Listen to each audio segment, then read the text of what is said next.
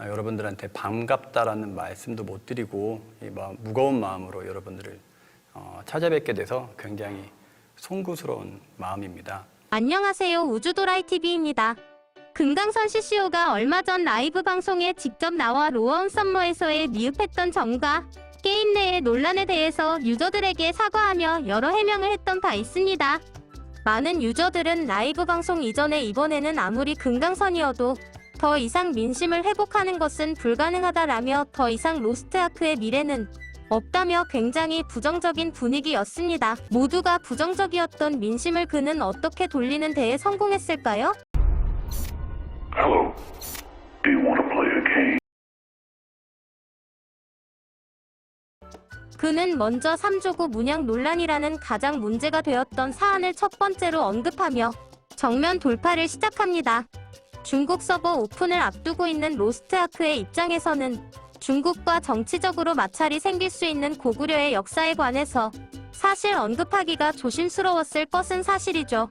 안 그래도 중국이 행하고 있는 동북공정 중 하나가 바로 고구려의 역사가 지들 것이라고 우기는 건데 이게 하필 게임에서 문제가 된 거죠. 하지만 금강선 CCO는 그런 건 눈치 보지 않고 제일 먼저 3조구 문양에 대해 사과하며 바로 수정을 하겠다 말합니다.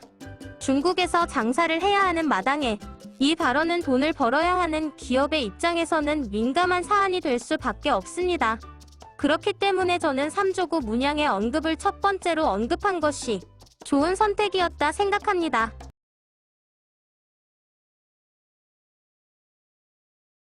두 번째는 그의 화술의 사전적 의미는 말을 매끄럽게 잘하는 재주나 기술.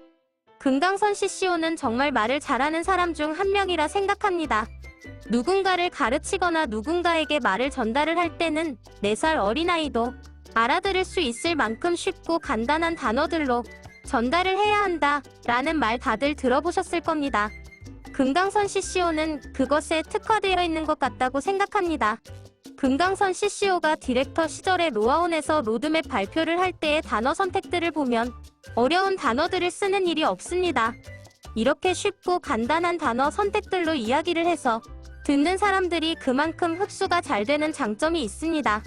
거기에 자신감 있고 침착한 말투로 신뢰감을 느끼기 때문에 더욱 더 설득력이 생기는 장점을 가지고 있다고 생각합니다. 그리고 게임 내에서 유저들만 사용하는 은어들이나 유저들이 부르는 몬스터의 별명이나 어떤 아이템의 별칭 등 게임의 문화를 굉장히 파악을 잘하고 있습니다. 이런 은어들과 별칭들을 적재적소에 잘 사용하며 유저들의 공감을 이끌어내거나 유저들에게 웃음을 주는 등 유머러스한 화술로 호감지수를 지속적으로 올리며 유저들의 적대심을 풀어버리는 능력을 가지고 있다고 생각합니다.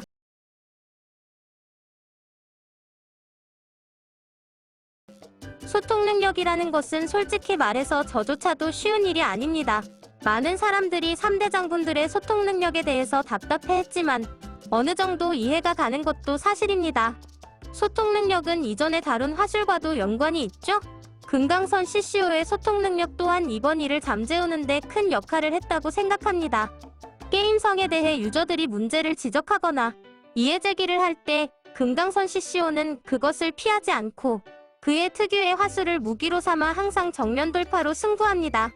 예전 지광권을 언급했을 때도 본인들의 실수를 쿨하게 인정하고 사이버 유격에 대해서도 자신들이 잘못 만들었다라고 말하며 유저들의 의견을 존중해줄 줄 압니다.